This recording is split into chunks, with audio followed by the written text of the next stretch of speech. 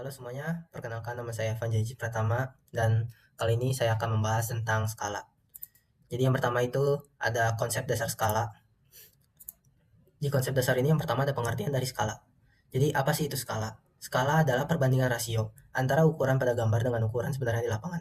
Jadi skala ini merupakan perbandingan ukuran yang ada di gambar dengan ukuran yang ada di aslinya. Contohnya itu kayak 1:100, itu artinya satu itu di gambar, 1 cm di gambar sama dengan 100 cm di lapangan. Jadi itu adalah skala, sebuah perbandingan rasio. Yang kedua ada jenis skala. Skala yang pertama itu skala pembesaran. Skala pembesaran adalah skala yang ukuran gambarnya lebih besar daripada ukuran aslinya.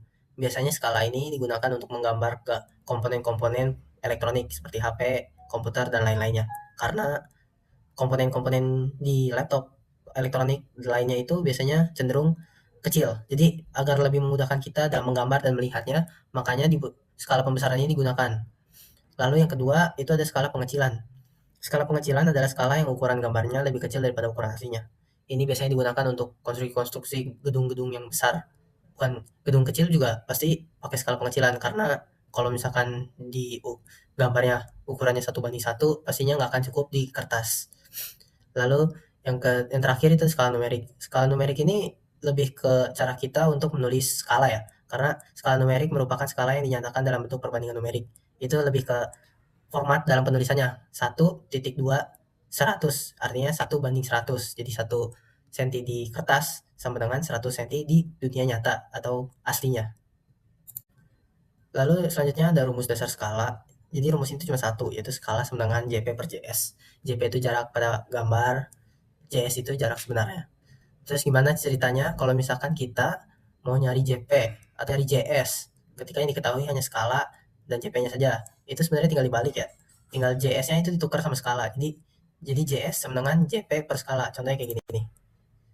Nah, ini. Jadi JS sama skala itu tinggal ditukar aja atau dipindah luas bahasa gampangnya. Terus kalau misalkan mau nyari JP, tinggal skalanya dinaikin ke JS atau jadi tinggal JS dikali skala. Kayak gini. Nah, kayak gini JP sama dengan JS dikali skala. Jadi rumusnya ini sebenarnya cuma satu, tapi ketika kita sudah memahami rumusnya, kita bisa memanipulasi ya, tinggal pindah-pindah luas saja. Lalu selanjutnya ada contoh perhitungan. Kita udah mulai masuk soal. Yang pertama, pada suatu gambar kerja terdapat penggunaan skala 1:200. Jika tinggi kolom pada gambar adalah 3 cm, berapa tinggi kolom yang harus Ilham buat? Jadi yang ditanya itu jarak sebenarnya ya. Jarak sebenarnya itu bisa dilihat lagi rumusnya di sebelum-sebelumnya. JS sama dengan JP dibagi skala. JP-nya di sini jarak pada gambar. Jarak pada gambar itu 3 cm. Bisa dilihat itu kita taruh 3 cm. Lalu skalanya itu 1:200. Makanya kita tulis di sini 1/200. Jangan ditulis 200 saja, tapi harus ada 1/200. Terus kita 1/200 ini kita naikin jadi tinggal 3 kali 200. Lalu jadi 600 cm atau 6 meter ya tinggi kolom yang sesungguhnya. Lalu soal yang kedua, ini sebuah jalan memiliki panjang 1000 cm. Apabila Kurniawan ingin menggambarnya dengan skala 1:200, maka berapa panjang jalan yang harus Kurniawan buat di gambar?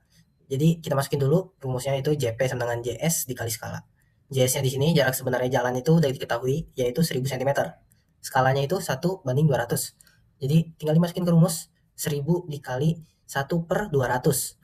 Lalu tinggal dikali atau bisa dibuat dengan 1000 dibagi 200. 1000 bagi 200 itu 5. Berarti Kurniawan harus menggambar 5 cm di gambar atau di kertas agar ukurannya sesuai.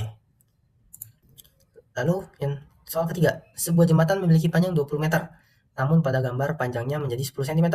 Berapa skala yang Winda Basudara gunakan? Jadi ini berapa skala ya yang daftar tersebut gunakan? Kita tinggal masukin rumus saja. Skalanya itu JP per JS. JP ini jarak pada gambar, JS ini jarak sebenarnya. Jarak pada gambar ini bisa dilihat 10 cm dan jarak sebenarnya itu 20 meter. Dalam artian 20 meter itu sama dengan 2000 cm atau kita kalikan 100 agar dia menjadi cm dulu.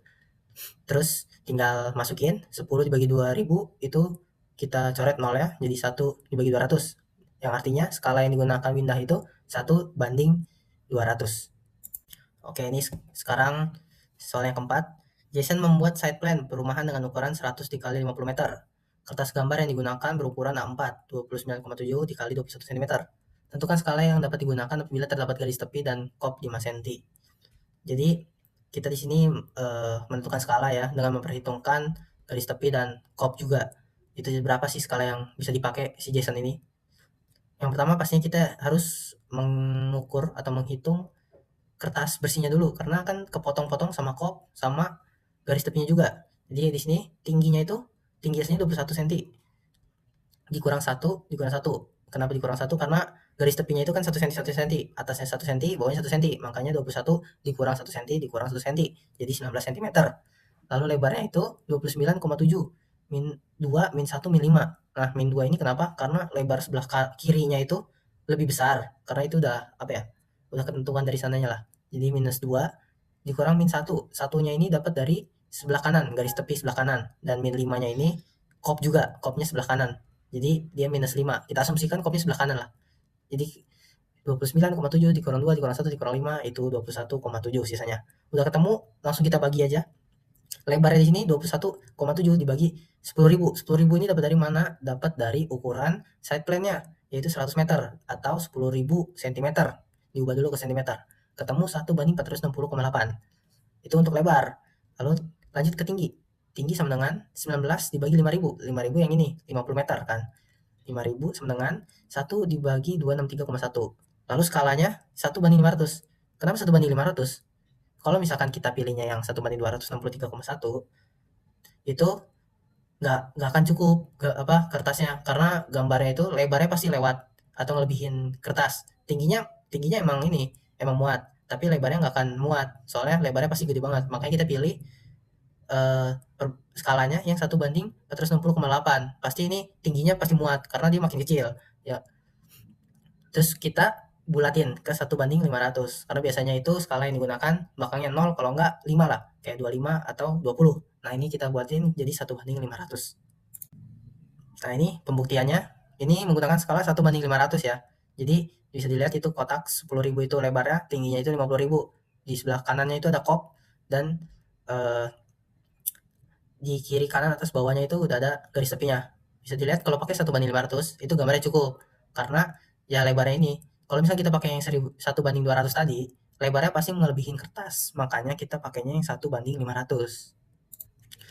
Lalu yang selanjutnya ada studi kasus konstruksi. Nah, oke, jadi studi kasus konstruksinya ini kita pilih yaitu gambar dina gedung ya. Dalam proyek konstruksi, gambar dina gedung biasanya menggunakan skala 1:100 atau 1:200. Kenapa sih pakai skala itu?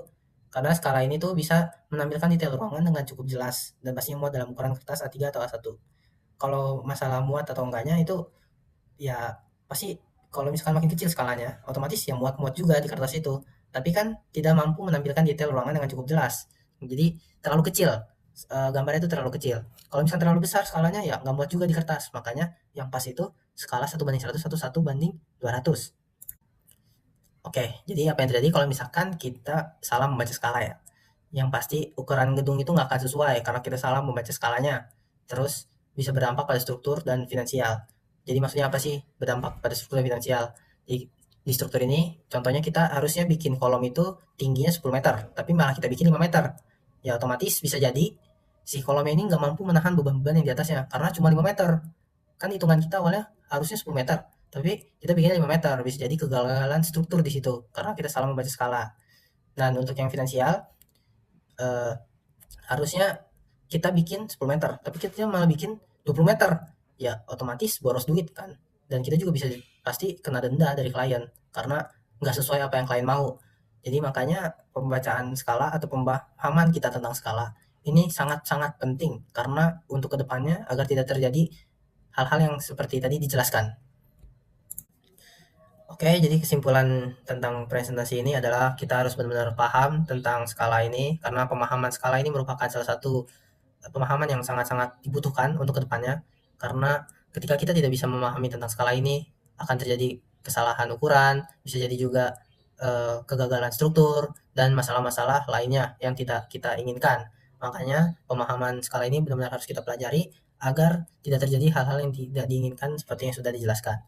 Cukup sekian presentasi dari saya. Mohon maaf apabila ada penjelasan atau perkataan yang kurang jelas atau salah. kritik dan saran sangat terbuka bagi saya. Terima kasih.